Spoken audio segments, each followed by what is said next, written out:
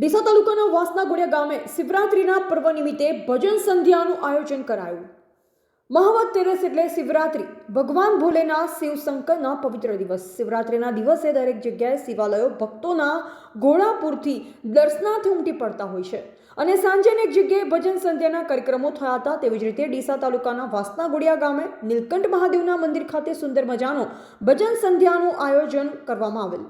ત્યારે કાર્યક્રમનો ગામની ધર્મપ્રેમી ગામના શિવ ભક્તો ભક્તિમાં લીન થયા હતા અને ભજનની મોજ માણી હતી। ત્યારે ભજન ગાયિકા તરીકે માળી સમાજની કોયલ વર્ષા માળી અને ગાયક કલાકાર તરીકે દિનેશ માળીના સ્વરે ભજન સંધ્યાનો કાર્યક્રમ રાખવામાં આવ્યો હતો।